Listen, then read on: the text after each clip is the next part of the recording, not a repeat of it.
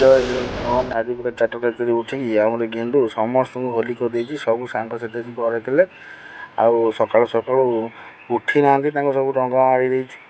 ଆଉ ଯାହା ଚାଲିଛି ଜାଣିଥିବେ, ରଙ୍ଗ ଖେଳ ଆଜି ତ ଆରମ୍ଭ ଆସିଛି ଆଉ ରଙ୍ଗ କରିବା ଆଉ ଭଣଜା ଆମର ପାଠ ପଢ଼ା ଚାଲିଛି, ତାକୁ ବି ରଙ୍ଗ ବୋଳା ଚାଲିଛି। ଭଣଜା ଆମର ବଡ଼ ଭଣଜା, ସେଠୁ ତାକୁ ରଙ୍ଗ କରିବା ପରେ ସାନ ଅପା ଘରକୁ ଗଲୁ।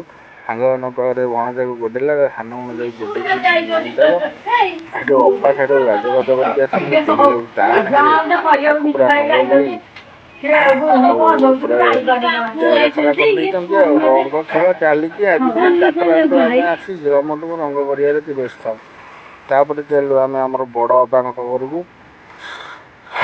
ବାଟରେ ଦେଖନ୍ତୁ କେତେ ଜୋରରେ କୁହୁଡ଼ି ପଡ଼ିଛି। ଆଉ ଏତେବେଳକୁ ତ ବାଜିଗଲାଣି ଆମର 5ଟା ପାଖାପାଖି ବାଜିଗଲାଣି।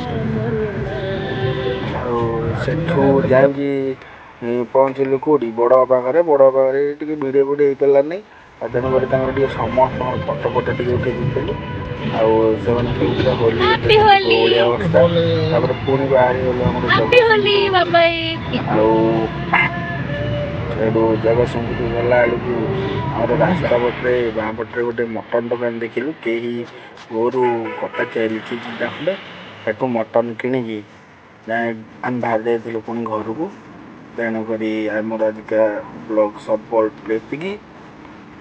ପୁଣି ଦେଖାହବ। ଚାଲନ୍ତୁ ଆଜି ଭୋଜିରେ କ'ଣ ହେଉଛି ଆମର ଗାଁରେ, ଆଉ ଭାଇମାନେ ସବୁ ଅଛନ୍ତି।